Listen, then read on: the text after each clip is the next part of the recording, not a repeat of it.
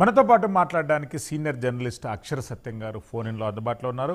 అక్షర సత్యం గారు, జాతీయ స్థాయిలో భారతీయ జనతా పార్టీ మరియు రాష్ట్రంలో తెలుగుదేశం జనసేన పార్టీల కూటమిగా ఏర్పడితే ఒక పొలిటికల్ అవుట్ఫిట్ అనేది స్ట్రాంగ్గా ఏర్పడుతుందని ఏపీ పొలిటీషియన్స్ కానీ ఏపీ పొలిటికల్ అనలిస్టులు కానీ అభిప్రాయం వ్యక్తం చేస్తున్నారు. మీరు ఎట్లా స్పందిస్తారండి ఈ అంశం పైన? సార్ నమస్కారం సార్, మీకు ప్యానల్లో ఉన్న మేడమ్స్ అందరు కూడా నమస్కారం సార్. సార్, ఇది బీజేపీ జనసేన తెలుగుదేశం కలవబోతున్నాయి అనే వార్త రావడంతో అనేక విమర్శలు అనేక విశ్లేషణలు వైసీపీ నుంచి వాటి నుంచి కూడా మిగిలిన ఛానల్స్ లో చూస్తున్నాము. బహుశా రేపటి నుంచి ఇంకా రసవత్తరంగా విమర్శలు విశ్లేషణలతో పాటు ఫేక్ సోషల్ మీడియా క్యాంపెయిన్స్ కూడా కొనసాగుతున్నాయి. తస్మత్ జాగ్రత్త.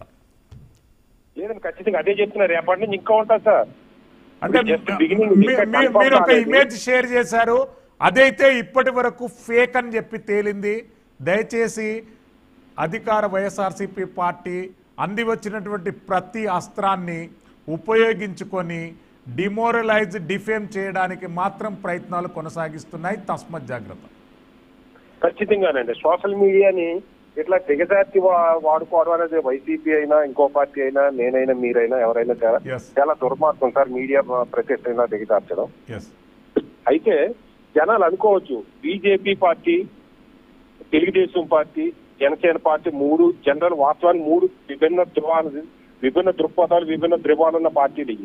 ఈ మూడు కలవడం ఏంటి, అవకాశవాదం కదా అనే విశ్లేషణలు అక్కడక్కడ వస్తున్నాయి.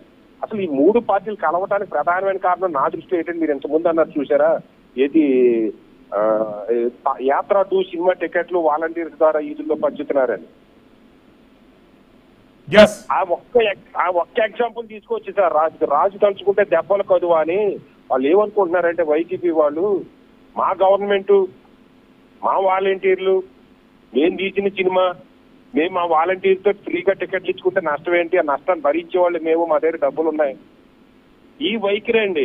ప్రభుత్వ వ్యవస్థలు ఎలా వాడుకుంటున్నారు. అసలు వాలంటీర్లు ప్రభుత్వ ఉద్యోగుల లేకపోతే పార్టీ కార్యకర్త, ఒక సినిమా టికెట్లు పంచడం పెట్టి ఒకళ్ళు పంచడం నిజమైతే ఇలా వ్యవస్థలు వాడుకుంటున్న వైసీపీ ప్రభుత్వం, ఈ ప్రభుత్వం మళ్ళీ వస్తే రాష్ట్రం పరిస్థితి ఏంటి అనే ఆలోచనతోటి మూడు పార్టీలు కలుస్తున్నాయని నేను భావిస్తున్నాను సార్.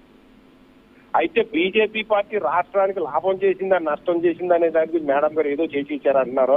అసలు ఆ బీజేపీ రాష్ట్రానికి ఏం చేసింది అనేది నేను డీప్ గా వెళ్ళానంటే ఈ బూత్లో ఉన్న పార్టీ మిగిలిన పార్టీలు బాధపడవచ్చు. బీజేపీ పార్టీ రాష్ట్రానికి అన్యాయం తప్ప న్యాయం చేయలేదండి. అయితే ఆ గతాన్ని తవ్వుకోవడం వల్ల ప్రయోజనం లేదు. ఇప్పుడు ప్రస్తుతం వైసీపీని ఓడించాలనే లక్ష్యంగా పెట్టుకుని వైసీపీని ఓడిస్తే రాష్ట్ర పరిస్థితి బాగుంటుందని ఆలోచన ఉంటూ మూడు పార్టీలు కలిస్తే ఖచ్చితంగా రాష్ట్రానికి బెనిఫిట్ ఉంటుంది, మూడు పార్టీలకు బెనిఫిట్ ఉంటుంది. ఎందుకంటే 2019లో వైసీపీ విజయం వెనక ఒక ప్రధానమైన కారణం బీజేపీ అని వైసీపీ ఒప్పుకుని అప్పట్లో బీజేపీ కూడా ప్రచారం చేసుకుంది సార్.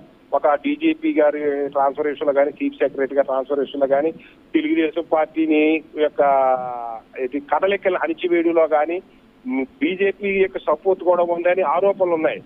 అటువంటి దాంట్లో అణచివేయడానికి అవకాశం ఉంటుంది. కొద్దిగా బీజేపీ తెలుగుదేశానికి జనసేనకి కొద్దిగా బ్రీతింగ్ పాయింట్ ఉంటుంది. బీజేపీ కూడా వీళ్ళు కలడం వల్ల ఆ తర్వాత రేపు పొద్దున సెంటర్ లో కూడా బీజేపీ వచ్చే అవకాశం ఉన్నాయి, రూమర్స్ వస్తున్నాయి.